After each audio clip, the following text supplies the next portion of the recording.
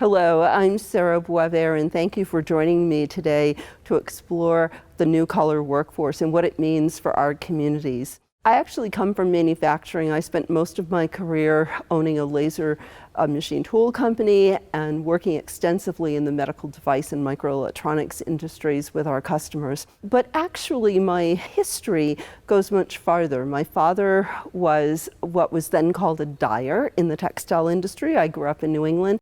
And we had, as many of you know, a real downturn in the textile industry, particularly when I was a little girl. And this factory happens to be in Youngstown, Ohio. But this was a very familiar scene, not only in New England in the textile industry, but throughout what we call the Rust Belt, where industry moved away. And it had a real impact on people. These weren't just about the factories, it was really about the people in the factories. If we think about Ford and the assembly line and all of the workers and how jobs have moved away from the US, you can really see the impact it's had. I grew up in a traditional middle-class family. We never wanted for anything. I went to private school, I had piano lessons, my dad would pile all the kids in the car. On the 4th of July week, all the factories closed, and all the kids and their parents would go on outings. You'd go to the shore, you'd go to visit historical places like DC, and it was a really idyllic lifestyle. It was a wonderful way to grow up, and that has really changed as we have seen our jobs go away.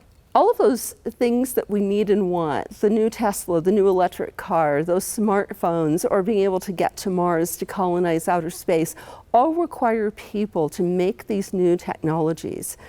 We entered a digital age for smart manufacturing, and that has really changed what manufacturing looks like. The storefront here that you see for America Makes, the National Additive Manufacturing Institute, is down the street from the factory I showed earlier. This is a new transformation that's happening in all areas, not just manufacturing, but manufacturing is one where it's having particular impact. These new technologies have transformed our blue-collar jobs, and they've become digital. A CNC machine now needs CAD design.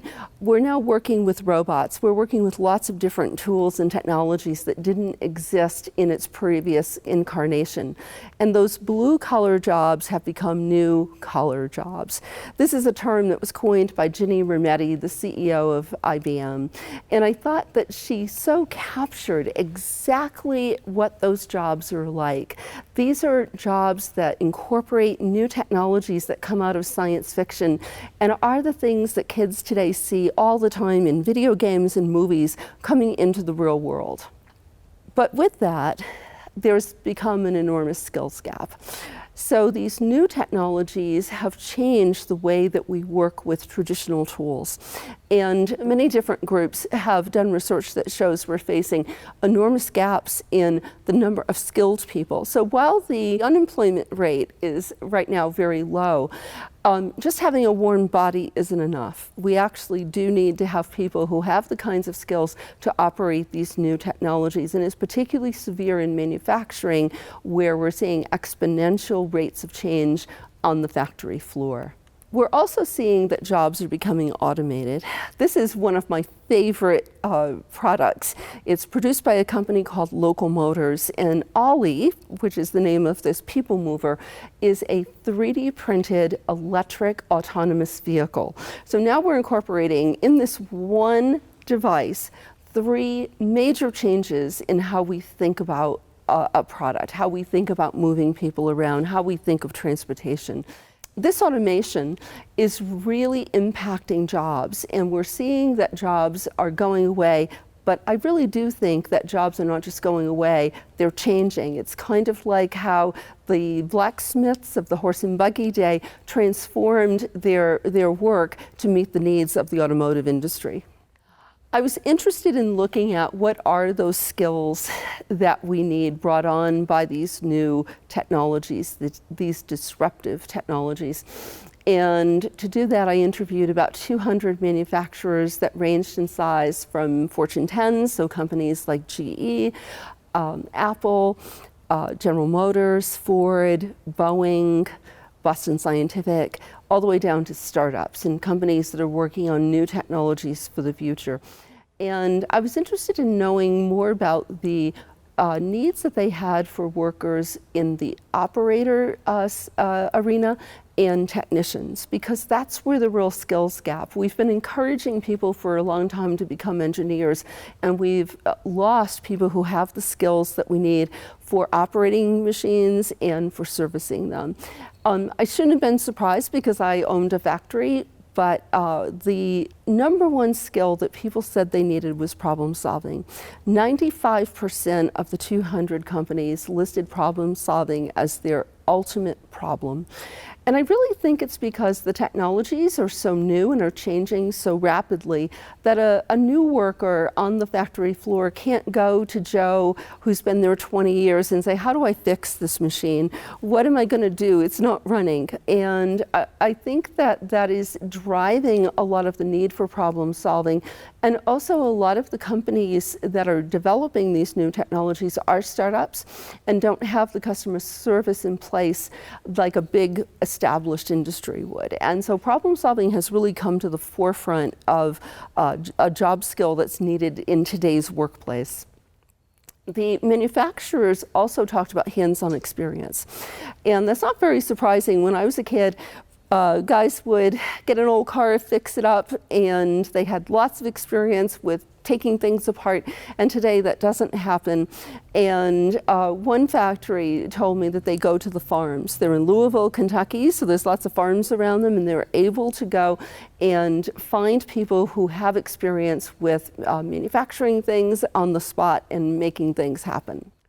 They also, of course, mentioned digital and computer skills, but that wasn't until in third place. The digital skills they mentioned the most was CAD design, and CAD design has now become the key to manufacturing. We have very few tools that do not work digitally, and CAD has really taken over how we think about advanced manufacturing. Whether it's laser machining, CNC machining, or 3D printing, CAD is the basis of all of those processes. They also mentioned predictive analytics, so we have big data, and suddenly what do we do with all that data, and how do we analyze that? And so experience with these new software programs that help us to take all of the information coming from the sensors on the production lines is a key skill if someone wants to work in manufacturing.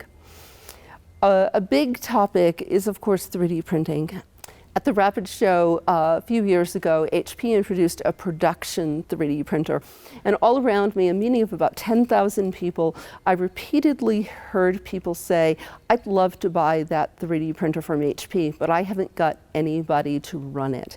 And one of the real problems that I see, I get invited to visit a lot of factories, and invariably when they hear I've worked in 3D printing, they will ask me to come look at their 3D printer. It's not running well, they're having issues with it, and the big question is, can you recommend a better 3D printer? And in fact, there probably isn't a better 3D printer. They've got some poor IT guy who happened to build a home version in his basement, so he must be the expert, and he has to run the 3D printer out of his back pocket in his spare time.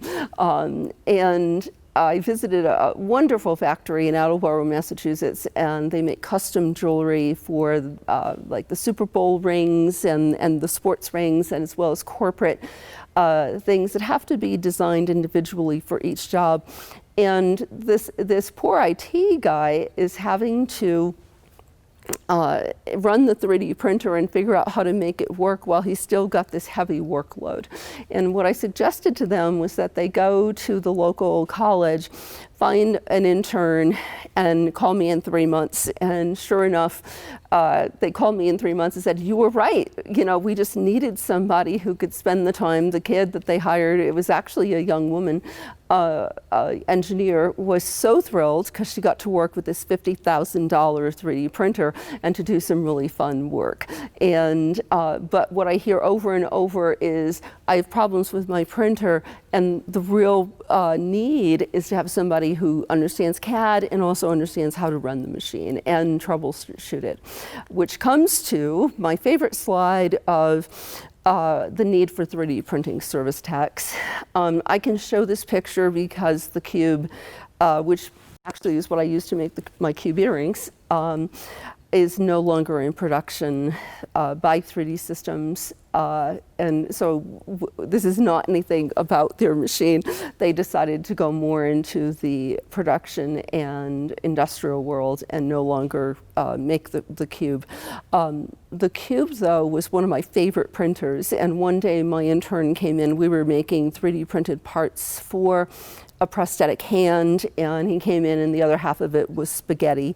So he got a few parts out of it. But this is not unusual. 3D printing is better than it was. It's starting to come more into the forefront, but without someone to really take care of it, without someone to really monitor it and to unclog it when it's clogged. Extrusion clogs all the time, no matter what kind of work you're doing, even extrusion for PVC pipe clogs.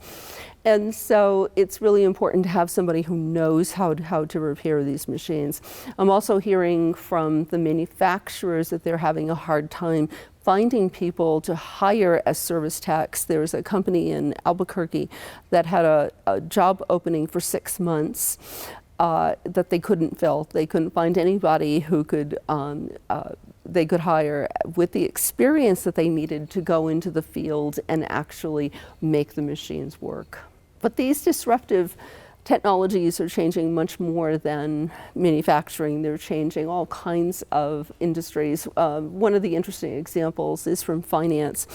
There are now robotic programs that do a lot of the automation in these huge numbers of transactions, and it allows their people to be able to do higher level work. So there is a company that I believe is in the UK, and they use these robots to monitor. It's a software robot. It's not a person robot. It doesn't look like a person.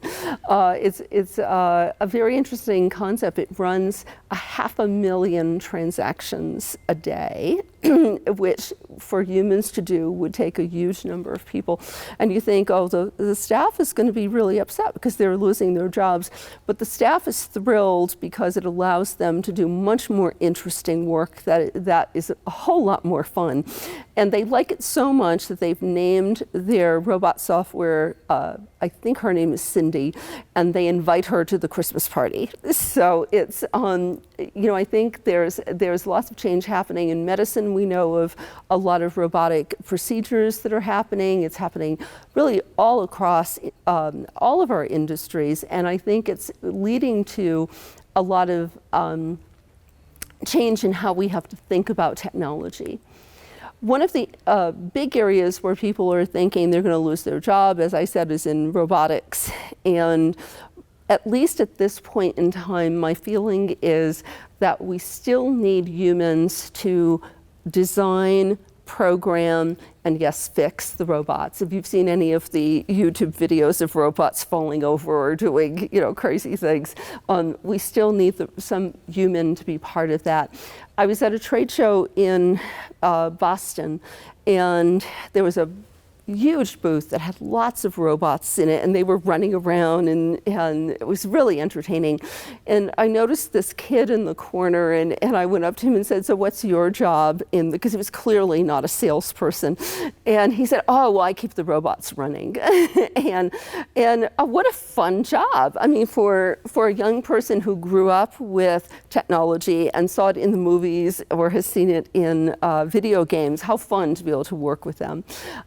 And I always like to say that despite advances in technology, machines do not innovate. It is humans who innovate, and we use those tools in order to innovate better solutions to our lives in the world. I talked a little bit earlier about big data and predictive analytics. A lot of the again, the collaboration there comes between machines and man. So while these sensors pick up the information and the data, and the software can analyze it and give you some indicators, it's still the human who has to take that information and figure out what to do with it. So the machine may say, we're due for maintenance on this date. But if it turns out you're selling the company and you have visitors coming and you really want the machines to look good, you're going to move that up. It still takes that integration of lots of different kinds of information in order to come up with the correct decision. So when I got done the research, I really realized that it's people that are the key to digital transformation. It's not the machines, it's not the technology, it's the people that make it work. And it's really the people who are at the center of all of what we do with technology. I also realized that all of the things that the manufacturers told me they needed are the kinds of things that we do in Fab Labs. So Fab Labs are digital fabrication laboratories that are based at MIT at the Center for Bits and Atoms. And we have all those tools, but we really work in very specific ways in problem solving, and we work with our hands, and we're working with 3D printers and all of these exciting technologies, but in very specific learning modalities. And it seemed really clear to me that a new kind of training is needed. I had thought when I did the research that we were going to write a 2-year curriculum for an associate's degree, and I got done and I realized the employers want skill-specific training. They want employees yesterday. The need is immediate and desperate. I've had people in many parts of the country say, just send us warm bodies. And they want problem-solving skills. They want a very different kind of student than we have traditionally trained in education. And for the students, the world has changed. This picture is a high school student who is the son of the current CEO of Potomac Photonics, the company that I sold.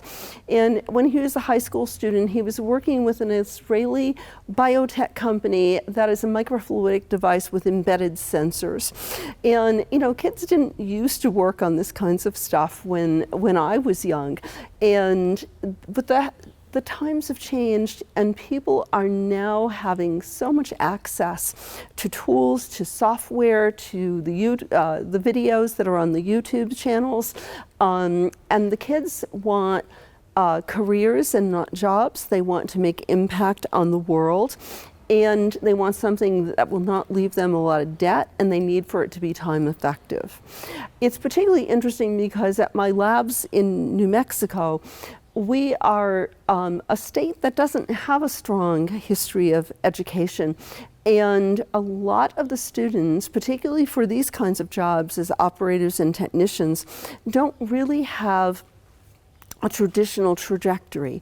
They don't get done high school and go right to college. A lot of the students at the community college where my lab is located have families. They have children, they have a family to support. They often are working with their parents and helping their parents. And so it's a very important thing to have education be accessible to everyone and to people who didn't traditionally think that college was an option. And so as I looked at all of these factors, I realized that we really needed to think about a new way of educating, and digital badges to me seemed like the best way to verify skills, not just for the employers but also for the students. There's data inside every badge, and so digital badges were developed originally by IBM and Mozilla. Mozilla in recent years has formed an open badge program that is open source. There is an international body that verifies the standards, and it allows a documentation of a skill that is verifiable. And ostensibly, although we don't know in this day and age if something is always secure, but ostensibly is secure. But what's most interesting to me is that there's this back end. And so not only do you have a piece of paper that you come in with that says, I've got a certificate in CNC machining, say, we can put a project documentation on the back end. And so we can, because we're project-based learning, we can have every student document what their problem was, how they identified the problem, which is half the battle in any field, and then how did they solve that problem. And so they can have photos and videos and technical specifications of how they actually came to their conclusion.